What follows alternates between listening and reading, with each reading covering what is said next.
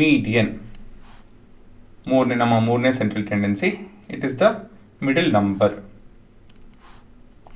Of what? Sorted list of numbers. ಹೇಗೆ sort ಮಾಡ್ತೀರಾ? Ascending ಇಲ್ಲ ಅಂತ ಹೇಳಿದ್ರೆ ಡಿಸೆಂಡಿಂಗ್. ಸರಿನಾ? ಒಂದಷ್ಟು ನಂಬರ್ ಇರುತ್ತೆ, ಅದನ್ನು ಅಸೆಂಡಿಂಗ್ ಇಲ್ಲ ಡಿಸೆಂಡಿಂಗ್ ಆರ್ಡರಲ್ಲಿ ಅರೇಂಜ್ ಮಾಡ್ಕೊಳ್ಳಿ.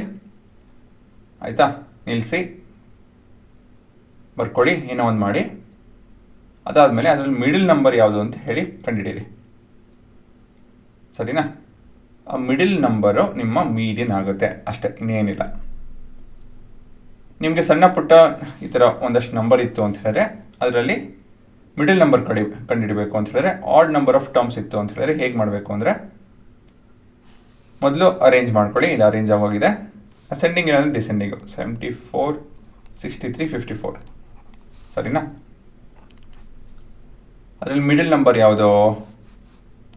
63. ಅದು ನಿಮ್ಮ ಮೀಡಿಯನ್ ಅಷ್ಟೇ. ಅದೇ ನಿಮಗೆ ಈವನ್ ನಂಬರ್ ಆಫ್ ಥಿಂಗ್ಸ್ ಇತ್ತು ಅಂತ ಅಂದ್ಕೊಳ್ಳಿ. ಸೊ ಅಸೆಂಡಿಂಗ್ ಇಲ್ಲ ಅಂತ ಹೇಳಿದ್ರೆ ಡಿಸೆಂಡಿಂಗ್ ಆರ್ಡರ್ ಅರೇಂಜ್ ಮಾಡ್ಕೊಳ್ಳಿ. ಆಯಿತಾ?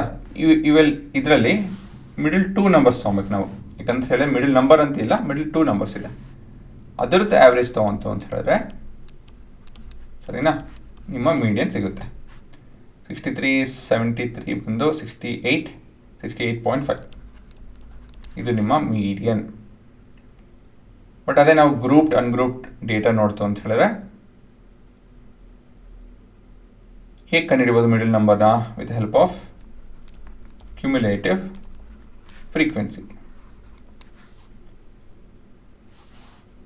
ಕ್ಯುಮ್ಯುಲೇಟಿವ್ ಫ್ರೀಕ್ವೆನ್ಸಿ ಅಂತ ಹೇಳಿದ್ರೆ ಏನೋ ಒಟ್ಟುಗೂಡೋದು, ಕುಡಿಕೋದು. ಆಯಿತಾ? ಏನು ಕುಡಿತೀರಾ? ಒಂದಷ್ಟು ನಂಬರ್ಗಳಿರುತ್ತೆ, ಅದನ್ನು ಕುಡಿಕೊಂಡು ಒಟ್ಟುಗೂಡಿಸ್ಕೊಂಡು ಹೋಗ್ತೀರಾ. ಆಯಿತಾ? ಸೊ ಈ ರೀತಿಯಲ್ಲಿ ನಾವು ಗ್ರೂಪ್ ಟು ಅನ್ಗ್ರೂಪ್ಡಲ್ಲಿ ಮೀಡಿಯನ್ ಕಂಡುಹಿಡಿತೀವಿ. ಅದು ಹೋಗ್ತಾ ಹೋಗ್ತಾ ನೋಡ್ತೀನಿ. ಆಯಿತಾ? We have to cumulate what? ಇಲ್ಲೇ ಇದೆ ಆ್ಯಕ್ಚುಲಿ ಉತ್ತರ. ಫ್ರೀಕ್ವೆನ್ಸಿನ ಕ್ಯುಮ್ಯುಲೇಟ್ ಮಾಡ್ಕೊಳ್ಬೇಕು, ಒಟ್ಟುಗೂಡಿಸ್ಕೊಂಡು ಹೋಗಬೇಕು. ಸರಿನಾ? ಸೊ ಮೀಡಿಯನ್ ಅಂತ ಹೇಳಿದ್ರೆ ಏನೋ ದ ಮಿಡಲ್ ನಂಬರ್. ಅದನ್ನು ಹೇಗೆ ಕಂಡುಹಿಡಿತೀರಾ? ಒಂದು bunch of number raw data ಇತ್ತು ಅಂತ ಹೇಳಿದ್ರೆ ಅದು ಅಸೆಂಡಿಂಗ್ ಇಲ್ಲ ಡಿಸೆಂಡಿಂಗ್ ಆರ್ಡರ್ ಅರೇಂಜ್ ಮಾಡಿ ಆಡ್ ನಂಬರ್ ಆಫ್ ಥಿಂಗ್ಸ್ ಇತ್ತು ಅಂದರೆ ಅದ್ರ ಮಧ್ಯದ ನಂಬರೇ ನಿಮ್ಮ ಎಂಥದ್ದು ಮೀಡಿಯನ್. ಇಲ್ಲ ಅಂತ ಹೇಳಿದ್ರೆ ಈವನ್ ನಂಬರ್ ಇತ್ತು ಅಂದರೆ ಮಧ್ಯದ 2 ನಂಬರ್ ಆ್ಯಾವ್ರೇಜ್ ತೊಗೊಂಡ್ರೆ ನಿಮ್ಮ ಮೀಡಿಯನ್ ಸಿಗುತ್ತೆ. ಬಟ್ ಇದು ನಿಮ್ಮ ರಾ ಡೇಟಾ ಇದ್ದು ಈ ಥರ ಗ್ರೂಪ್ಡ್ ಆಗಲಿಲ್ಲ ಅಂತ ಹೇಳಿದ್ರೆ, ಅನ್ಗ್ರೂಪ್ಡ್ ಅಂದರೆ ಗ್ರೂಪ್ಡ್ ಇಲ್ಲ ಅನ್ಗ್ರೂಪ್ಡ್ ಡೇಟಾ ಟ್ಯಾಬ್ಯುಲೇಟೆಡ್ ಆಗಲಿಲ್ಲ ಅಂತ ಹೇಳಿದ್ರೆ ಈ ಥರ ಕಂಡುಹಿಡಿಬೋದು.